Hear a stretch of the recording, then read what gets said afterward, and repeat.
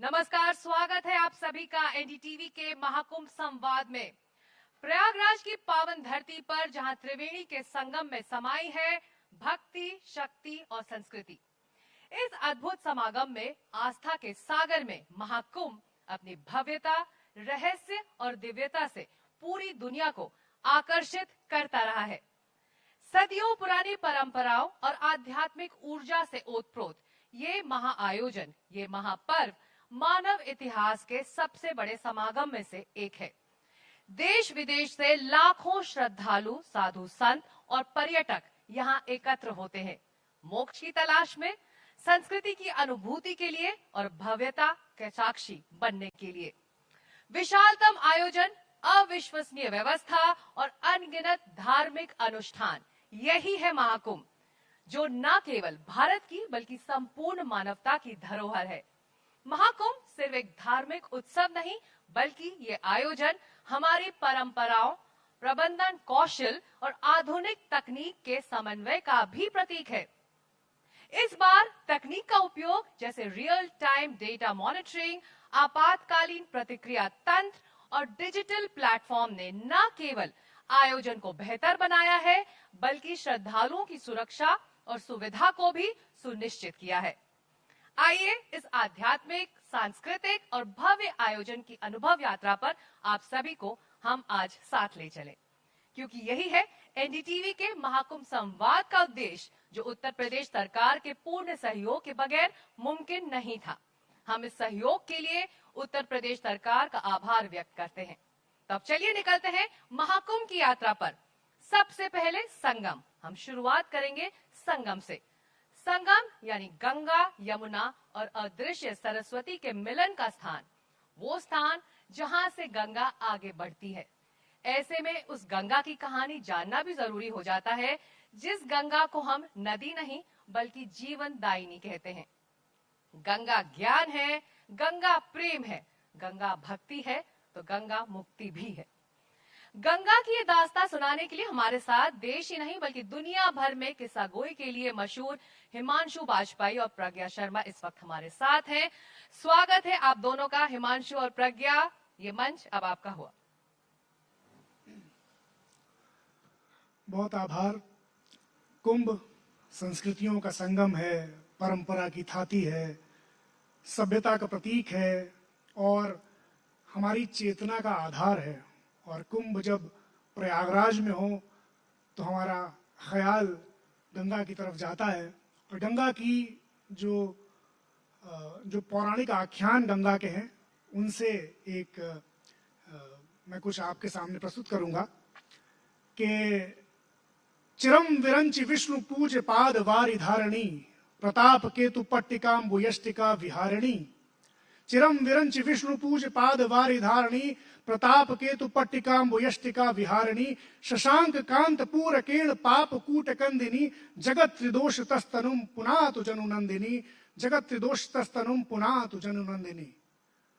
तो कहते हैं पंडित राज जगन्नाथ कि हमने एक विचित्र दृश्य देखा कि यम का द्वार सूना पड़ा है, यमदूत मारे मारे फिर रहे हैं, कहीं कोई मृत्यु का भागी मिलता ही नहीं। दूसरी तरफ स्वर्ग के द्वार पर विमानों की रेल पेल और भीड़ से स्वर्ग का मार्ग सकरा हो गया है। आखिर ऐसा कैसे हो सकता है? इस विचित्र दृश्य की वजह क्या है? हे मात गंगे, हे सुरसरी गंगे, जब से आपकी अनुपम कथा का प्रताप, जब से आपकी कथा का पुण्य मर्त्य लोक में फैला है, तभी से ऐसा विचित्र दृश्य उत्पन्न हुआ है। यानी कि पंडित राज जगन्नाथ साफ साफ कह रहे हैं कि गंगा की कथा को सुनने से, गंगा के महात्म्य को जानने से, गंगा की महिमा में डूबने से, गंगा की कथा सरिता में डुबकी लगाने से घोर पापी भी नरक जाने से बच जाता है और स्वर्ग का अधिकारी होता है। तो गंगा स्वर्ग से पृथ्वी में आई, इसकी कथा तो हम लोग कमोबेश जानते हैं, मगर गंगा स्वर्ग में कैसे आई, गंगा का प्रादुर्भाव कैसे हुआ, इसकी भी एक बड़ी दिलचस्प कहानी है। कथा यूं है कि गर्ग संहिता के मुताबिक एक बार देवर्षि नारद पृथ्वी पर भ्रमण करने के लिए आए, तो उन्होंने हिमालय की एक गुप्त घाटी में राग रागिनियों के समूह को देखा, मगर दुर्भाग्य से उस समूह का हर सदस्य किसी न किसी अंग से हीन था, यातना का कोई न कोई चिन्ह अपने शरीर पर लिए हुए था। नारद जी ने पता किया तो पता यह चला कि ये सब राग रागिनियों की जानें हैं, उनकी आत्माएं हैं, और जो पृथ्वी पर पीढ़ी दर पीढ़ी संगीतकार लोग इन्हें गलत तरीके से बिगाड़ बिगाड़ कर गाते आ रहे हैं, तो उसके फलस्वरूप इन राग रागिनियों का स्वरूप विकृत हो गया है, इनके सौंदर्य को चोट पहुंची है, ये आहत हो गए हैं।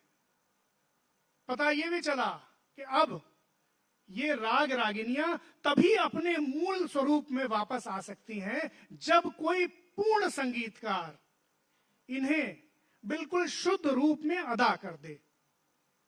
पूर्ण संगीतकार पृथ्वी पर तो कोई है नहीं, पृथ्वी पर तो यही बदोबदी टाइप के गाने वाले हैं।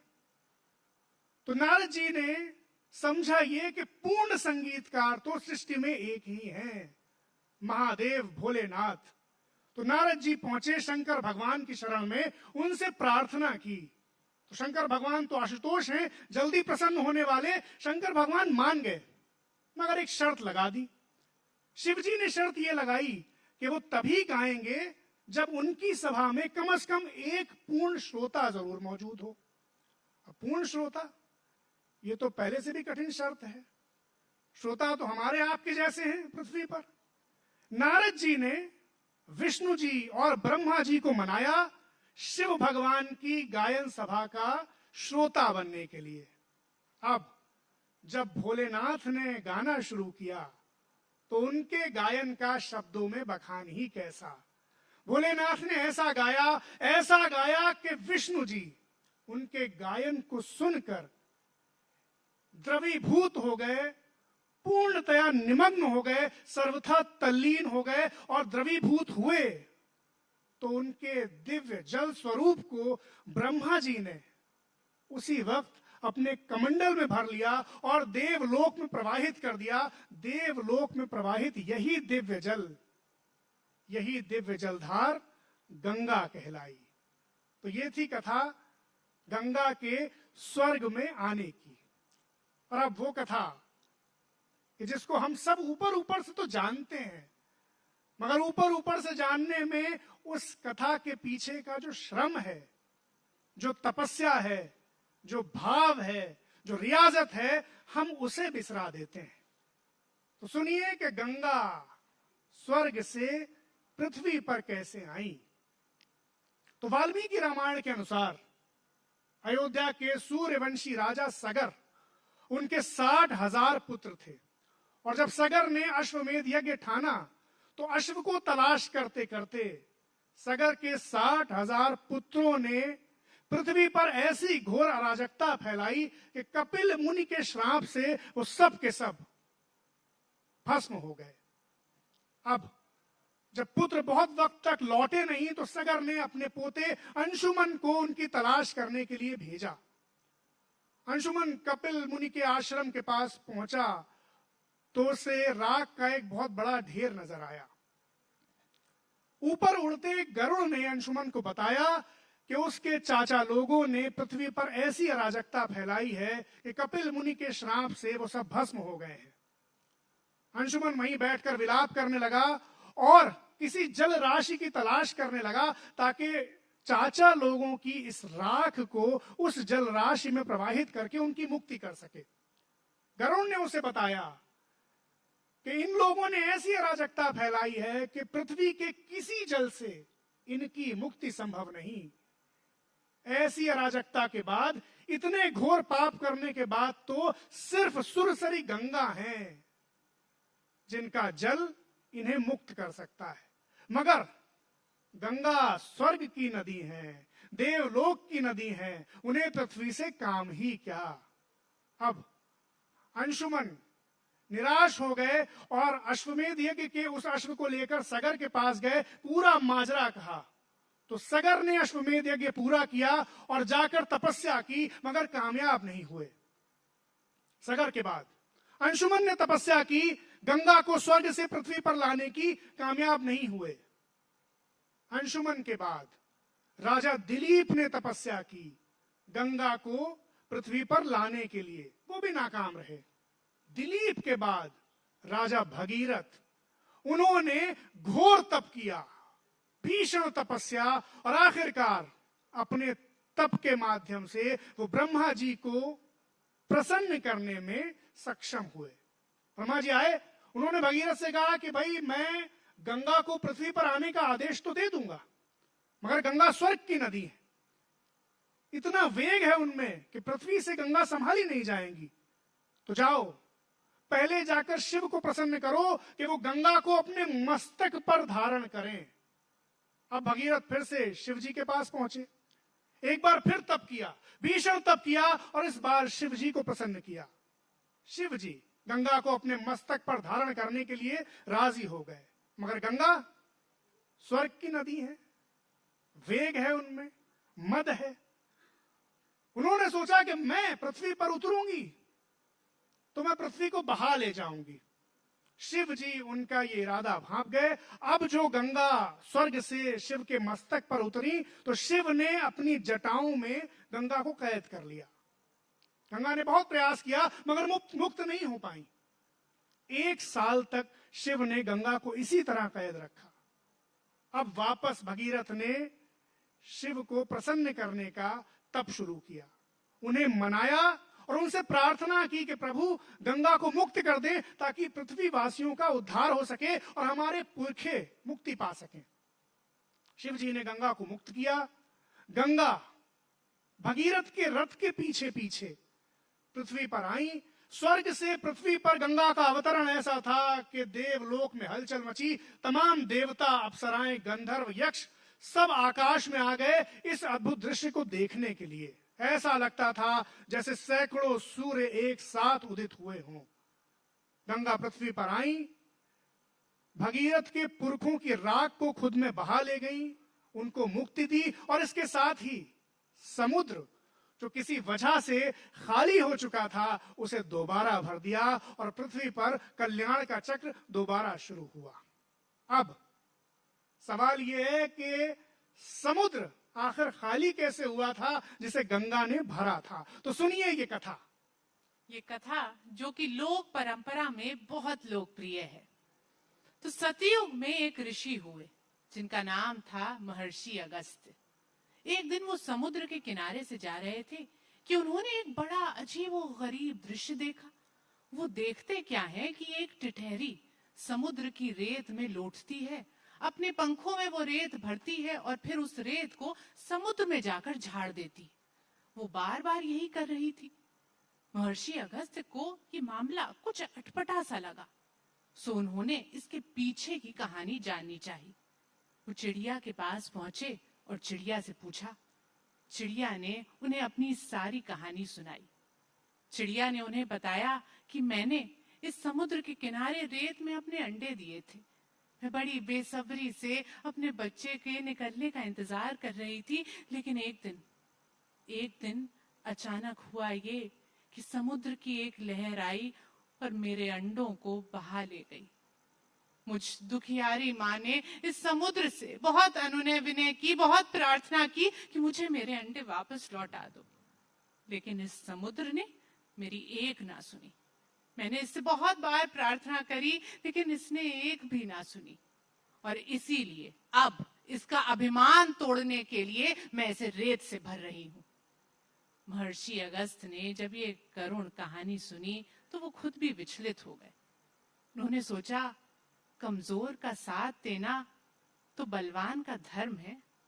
सो उन्होंने खुद समुद्र से प्रार्थना की कि हे समुद्र, इस निरीह माँ के बच्चे वापस कर दो, इसके अंडे लौटा दो।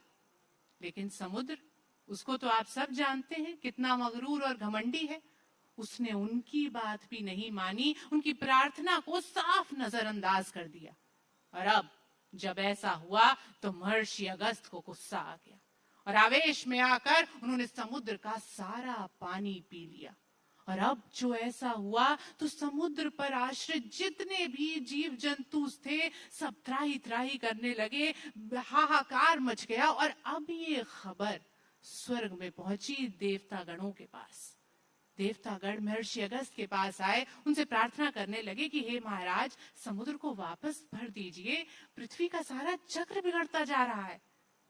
महर्षि अगस्त ने जवाब दिया कि अब तो बहुत दिन बीत गए, वो सारा पानी जो मैंने पिया था वो हजम हो गया, अब मैं दोबारा समुद्र को नहीं भर सकता। अब अगर इस बात का कोई समाधान निकाल सकता है तो वो है सिर्फ भगवान विष्णु। देवतागण भगवान विष्णु के पास पहुंचे। विष्णु जी ने कहा, परेशान मत हो, कुछ ही दिनों में राजा भगीरथ अपने पुरखों को तारने के लिए सुरसरी गंगा को जमीन पर लाएंगे। सुरसरी गंगा जब जमीन पर आएगी, भगीरथ के पुरखों को तारने के बाद वो सीधा समुद्र में जाकर गिरेगी और तभी ये खाली समुद्र एक बार फिर भर जाएगा। और श्रोताओं, हुआ भी ठीक ऐसा ही। सुरसरी गंगा भगीरथ के पुरखों को तारने के बाद समुद्र में जाकर गिरी और इस तरह वो जो खाली समुद्र था वो एक बार फिर भर गया और जीवन चक्र सामान्य हो गया। हमें आज ये सुनने को मिलता है कि गंगा तेरा पानी अमृत, और हम ये समझते हैं कि गंगा को किसी रूपक में, किसी प्रतीक के तौर पर गंगा के जल को अमृत कहा गया। मगर हमारे प्राचीन आख्यान बार बार इस बात की पुष्टि करते हैं कि एक वक्त वो भी था जब गंगा का पानी सचमुच में अमृत था। और सुनिए ये कथा महाशुक जातक से गंगा के जल के अमृत होने की। महाशुक जातक के अनुसार गंगा के किनारे एक अंजीर का पेड़ था। उस अंजीर के पेड़ पे एक तोता रहा करता था। अंजीर के पेड़ और इस तोते में बड़ी गहरी मित्रता थी। ये तोता दिन भर रात भर उसी पेड़ पर रहता, वही पेड़ उसका बसेरा था, उसी के फल खाकर अपने को तृप्त करता। अब ये बात कि उनकी इतनी गहरी दोस्ती है, इसका चर्चा दूर दूर तक होने लगा और ये खबर स्वर्ग में भी पहुंच गई। अब जब स्वर्ग में उनकी दोस्ती का इतना चर्चा हुआ तो देवराज इंद्र, जो कि आप सब जानते हैं परीक्षा लेने में एक्सपर्ट हैं, उन्होंने इस पेड़ और तोते की भी परीक्षा लेनी चाहिए। सो उन्होंने अपनी शक्तियों से किया ये कि तत्काल इस हरे भरे सुंदर पेड़ को एक सूखे ठूठ में बदल दिया। तोता बहुत परेशान हुआ अपने मित्र की ये दशा देखकर। उसने कई जतन किए, तमाम कोशिशें की कि वो किसी तरह अपने दोस्त पेड़ को जिंदा कर ले, मगर उसकी सारी कोशिशें बेकार साबित हुई। उस तोते की खुद भी बहुत बुरी दशा हो गई। अपने मित्र के वियोग में बेचारा मरणासन हो गया। इंद्र ने जब ये देखा कि ये तोता तो सचमुच इस पेड़ से गहरी मित्रता करता है, उसने जब इस तोते और पेड़ की दोस्ती में निष्ठा देखी तो वो पृथ्वी पर प्रकट हुए और इस मरते हुए तोते से कहा, तुम्हें जो वरदान मांगना है मांग लो, जो तुम चाहते हो वो सब पूरा होगा। तोता भला और क्या चाहता था, उसने इंद्र से बस इतना ही कहा, प्रभु मेरे दोस्त को वापस जिंदा कर दीजिए, उसे ठीक कर दीजिए। इंद्र ने कहा, ये जो गंगा नदी तुम्हारे पास बह रही है, तुम जानते हो ये कोई साधारण नदी नहीं है। इसका जल कोई आम जल नहीं है, कोई साधारण सामान्य जल नहीं है, ये अमृत है, अमृत। उन्होंने अपनी अंजलि में गंगा जल भरा और उस सूखे ठूठ को सूखे पेड़ पर छिड़क दिया और गंगा के जल का प्रभाव ऐसा था, उस दिव्य जल का प्रभाव ऐसा था कि वो सूखा ठूठ, वो सूखा पेड़ फिर से हरा भरा हो गया, समृद्ध हो गया और तोता और पेड़ उस दिन के बाद से फिर से खुशी खुशी प्रसन्नता पूर्वक रहने लगे। अब देखिए कि रसखान ने गंगा जल की महिमा का बखान किस तरह से किया है कि वैद्य की औषधि खाऊं कछु न करूं, व्रत संयम री सुन मुंह से, तेरो ही पानी पियो रसखानी, सजीवनी जानी लहो सुख तो से, एरी सुधामयी भागीरथी को उपथ्य कुपथ्य करे तऊ पोसे, आक धतूरे चबात फिरे, विष खात फिरे शिव तोरे भरोसे।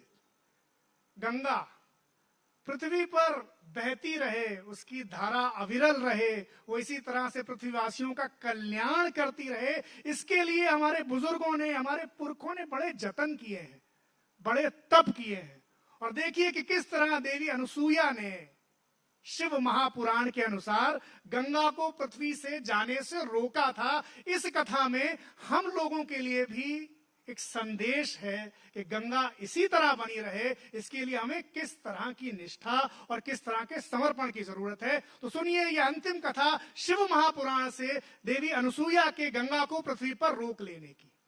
तो हुआ यूं कि एक बार 100 साल तक भारत में वर्षा नहीं हुई, एक बूंद भी बारिश की पृथ्वी पर नहीं गिरी, और इसकी वजह से भीषण अकाल फैल गया। चारों तरफ हाहाकार मचने लगी, जीव जंतु पट पट करके मरने लगे। और जब संसार की ऐसी दुर्दशा हुई तो महर्षि अत्रि ने भगवान शिव को प्रसन्न करने के लिए एक तपस्या करने की सोची।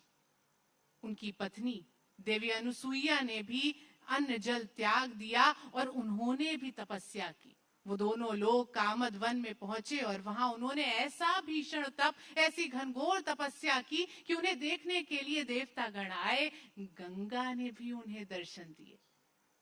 गंगा ने जब देवी अनुसूया को तपस्या करते देखा तो न जाने क्यों उनके मन में एक भाव उत्पन्न हुआ कि इस नारी का अगर मैं कुछ उपकार कर सकूं तो बहुत अच्छा होगा। तो आगे क्या हुआ? हुआ ये कि 54 साल बाद जब महर्षि अत्रि ने अपनी तपस्या पूरी की, उनकी समाधि खत्म हुई, तो उन्होंने रेत से एक शिवलिंग बनाया।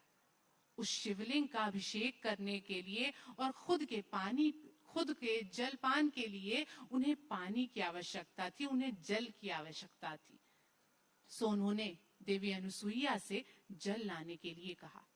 देवी अनुसूया कामद वन में जगह जगह भटकी, लेकिन उन्हें पानी की एक बूंद भी ना मिली।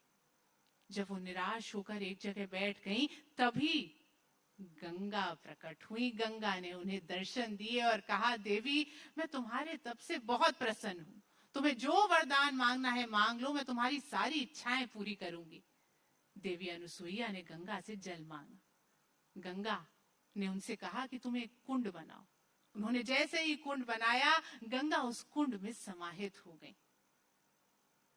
देवी अनुसूया महर्षि अत्रि को बुलाने के लिए दौड़ी, लेकिन गंगा ने उन्हें रोका कि रुको, तुम ऐसे नहीं जा सकती। मैं इस कुंड में तभी रुकूंगी जब तुम मुझे अपने 1 महीने का पुण्य दान कर दोगी। देवी अनुसूया ने ऐसा ही किया। उसके बाद महर्षि अत्रि आए। उन्होंने जब उस दिव्य कुंड को देखा, उस दिव्य जल का पान किया, तो उनका रोम रोम आह्लादित हो उठा। और इसके बाद देवी अनुसूया ने उन्हें सारा वृत्तांत सुनाया कि कैसे वो जल के लिए भटक रही थी और कैसे गंगा माँ ने उन्हें दर्शन दे दिए। इसके बाद ये दोनों पति पत्नी महर्षि अत्रि और देवी अनुसूया ने माँ गंगा के सामने हाथ जोड़ दिए और उनसे प्रार्थना करने लगे कि हे माँ, जैसे तुमने हमारा उद्धार किया है, वैसे ही तुम समस्त पृथ्वी का, समस्त मानव जाति का उद्धार करो। हम आपसे प्रार्थना करते हैं कि आप पृथ्वी पर रुक जाइए। गंगा ने जवाब दिया, अवश्य मैं यहाँ जरूर रुकूंगी, बस एक शर्त है कि अगर देवी अनुसूया अपने 1 साल का पुण्य मुझे दान कर दें। देवी अनुसूया ने ये सुना तो बोली, माँ 1 साल का क्या, मैं तो अपने सारे जीवन का पुण्य दान करने के लिए तैयार हूँ, बस आप पृथ्वी पर रुक जाइए।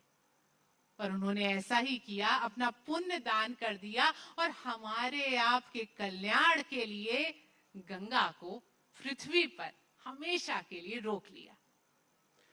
तो जिस तरह से अनुसूया ने गंगा को पृथ्वी पर रोका, और गंगा, हम सौभाग्यशाली हैं कि गंगा को बहते हुए देख रहे हैं। और यहाँ अब कुंभ लगा हुआ है प्रयागराज में, तो गंगा की महिमा को समझें, कुंभ में जाएं, गंगा और यमुना के संगम में डुबकी लगाएं और अपने आप का कल्याण करें। और साथ ही ये जो कथाएं हैं, हमारी प्राचीन कथाएं, हमारे पुराणों में, शास्त्रों में, प्राचीन ग्रंथों में, इन्हें ना बिसराएं, क्योंकि इनमें जीवन का संदेश छिपा है। शुक्रिया, आभार। धन्यवाद। बहुत बहुत शुक्रिया, बहुत बहुत शुक्रिया हिमांशु और प्रज्ञा इस शानदार प्रस्तुति के लिए। तो यही है महाकुंभ का जादू। पौराणिक कहानियां, दास्तां, किस्सों में मिलती रही हैं इस महापर्व की झलकियां।